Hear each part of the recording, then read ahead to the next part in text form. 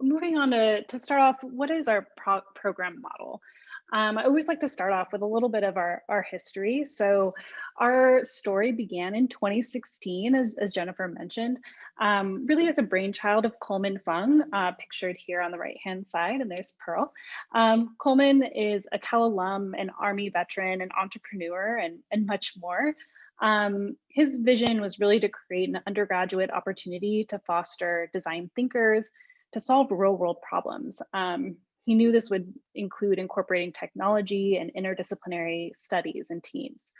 So in 2016, the fellowship launched as a partnership between the College of Engineering and the School of Public Health. We really began as a pilot designed with agility and poised for reiteration. Initially, we began as a 2-year program model.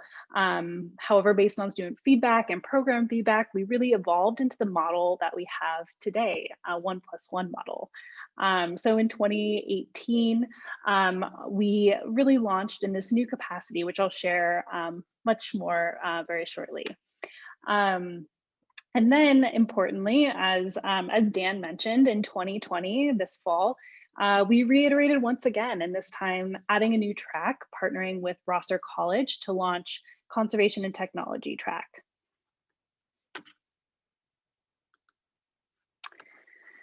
So as I mentioned, our 1+1 program model.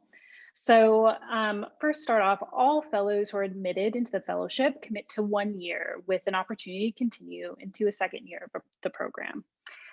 During the first year, fellows all participate in a fall and spring semester 3-unit course that has a lecture and a lab component. They participate in design challenges with community and industry partners. We'll go into much more detail shortly. And then we like to say the plus of our model is we support internship and professional development opportunities, I'd say really throughout the first year, but in particular during the summer between your junior and senior year. Our internships are not guaranteed. However, we provide a number of resources to fellows to be successful and share our own network and resources and partners in order to help cultivate these relationships. As we'll highlight even more later on, our fellows come from over 40 majors on campus with many different professional and career goals. Therefore, supporting fellows in pursuing those with incorporating what they learned in the fellowship is really our aim. So all fellows who complete that first year of the program have the opportunity to apply to a second year honors experience. This really builds on the skills and foundation of the first year and dives even deeper in a year-long partner or fellow-led project.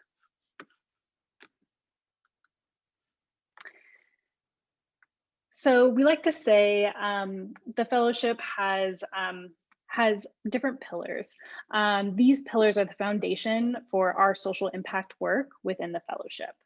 So here we have leadership, technology, design, and then of course the content specific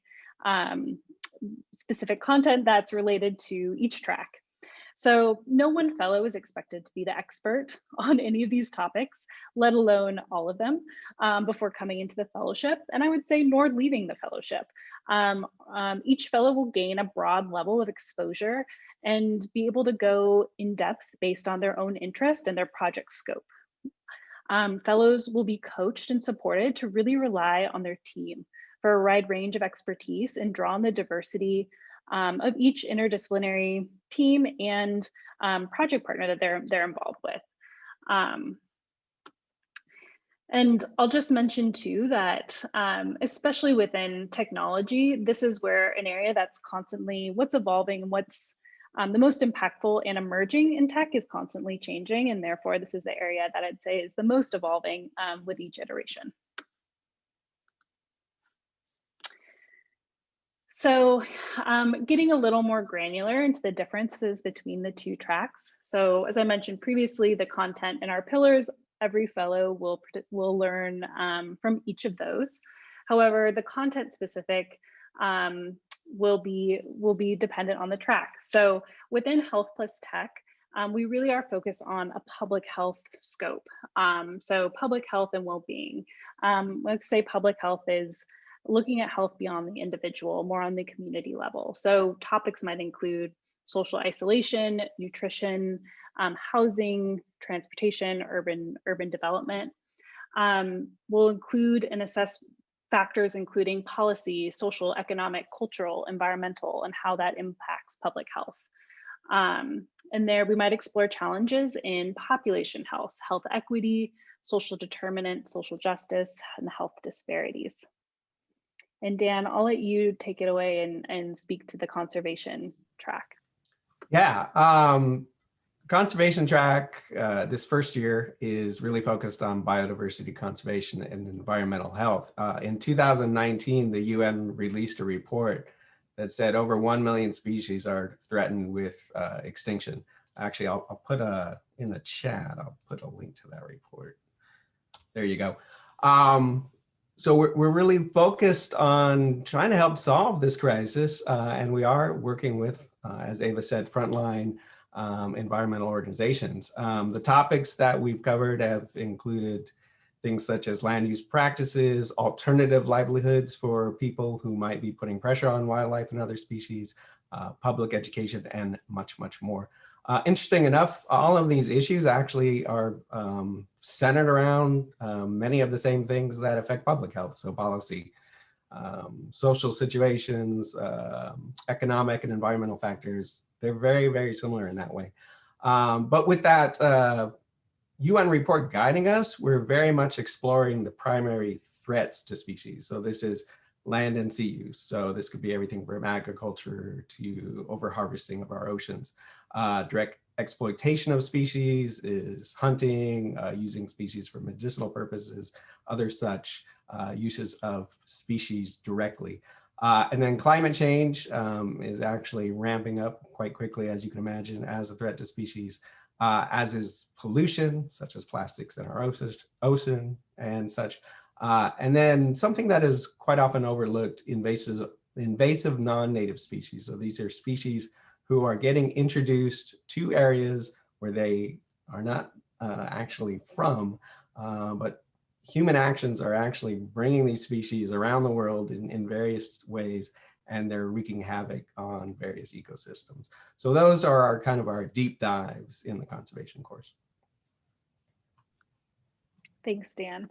And I'll just mention that both of these topics are ones that I wouldn't say, I'd go beyond saying are, welcoming the interdisciplinary perspectives, but actually really call, need, and require interdisciplinary perspectives in order to really push the needle and really make an impact in these spaces. And that is one real reason why the fellowship has really invested and created this space on campus to really dive in and make an impact within these two spheres. So as I mentioned, so the first year of the fellowship, breaking down a little bit further what that includes.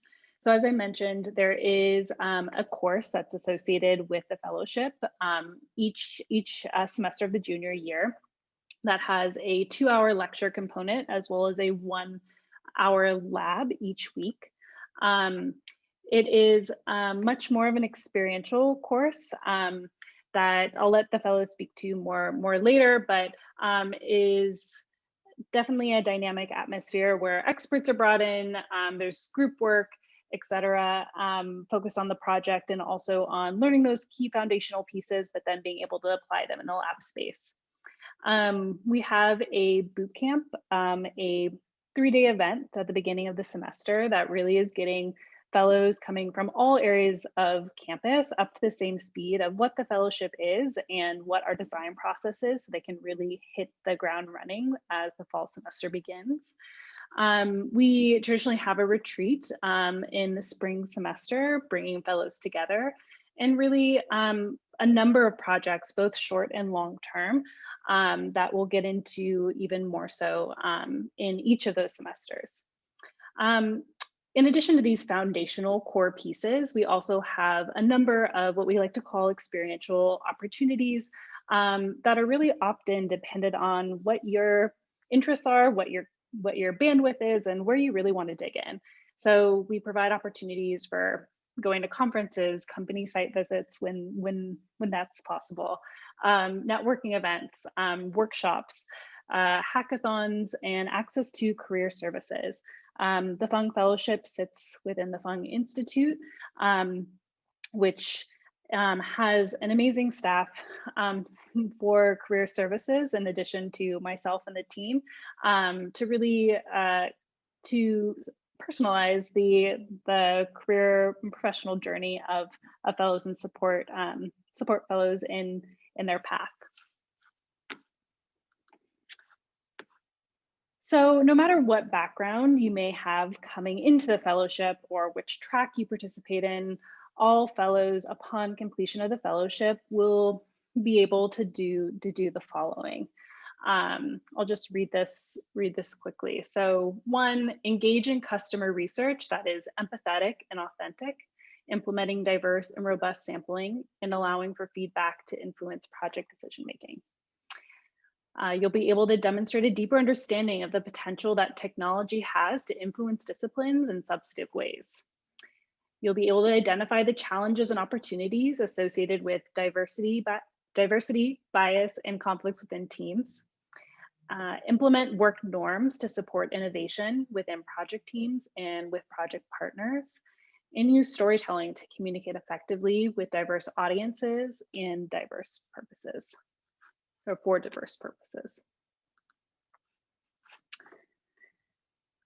So the fall semester, due to COVID-19, as we've all been experiencing for the past year, learning plans will really be evolved and aligned with campus decisions. The projects that we'll be sharing and explaining today have obviously been done in a virtual format this year. We'll also be sharing some photos and experiences of our in-person experience as well. But ultimately, we're really here to design. We understand that this is a challenging time and unknown of what fall will be, but we can guarantee that the fellowship is really committed to our core values and really delivering our content in the most equitable, experiential way possible. Jennifer, is there anything you want to add here before we move on? No, I think that's good. Yeah, I mean, as you all, I think you received the same kind of notifications on campus. We are definitely also doing things where we can apply to have in person or have different things where teams could meet. So we're definitely like keeping our eye to that when those opportunities come. And hopefully it will evolve and we'll be able to do at least kind of like a hybrid model for fall, if not totally in person, depending on campus. Thanks. So one other quick thing too, that might be something you want to ask the panelists of what, we obviously it's a very experiential course and interdisciplinary and working in teams, but that might be a good question for our students later about what it is like to do this in a remote environment. Absolutely. In fact, I highly recommend it. Here is a shot of from our boot camp of our 4th cohort. So this is our current cohort of students, the 2020-2021 Fung Fellows. Just a bit about this current group. They represent 42 unique majors. It's pretty darn impressive, with 33 students who are double majoring. So really from every corner of campus. In this group, there are 29% are transfer students. So this is their first year at Cal. There's a separate application cycle for them in the summer. 36% identify as a person of color, and 25% identify as first generation. As well as many other things. There's many other components and interests and passions and perspectives that this group brings. And I can really say that that's what makes the fellowship special. So I'm really excited for you to get to know even more fellows as we go forward. And for context, here is our 3rd cohort as well. Many of these fellows are now a part of the honors program, which again, we can answer more questions as we go through. The majority of the photos that I'll show as we move through the slideshow to get you a sense of what the fellowship is are from are from our third cohort here. So just as a heads up. So here is just a slideshow of photos of what type of learning, what type of space the fellowship is. So this is really inside the classroom. Starting from the left to the right, you'll see fellows, working in small groups. This is happening here in person in our Fung Fellowship classroom in Shires Hall, located in the north part of campus, but also is happening now virtually. This is also the space where we have lab session, where fellows are able to really apply what they learned. There's opportunities in the fellowship to pitch and share innovative ideas with your community and with your industry partners. And within the classroom, we have a number of guest speakers who come. I mentioned cross-learning across fellows, as well as opportunities to really showcase and try out your prototypes. And as I mentioned, there are a number of opportunities that happen outside the classroom as well. So traditionally we have retreats, opportunities to meet and gather in different spaces when possible, participate in hackathons, conferences that happen on or off campus, and provide opportunities for networking and workshops as well.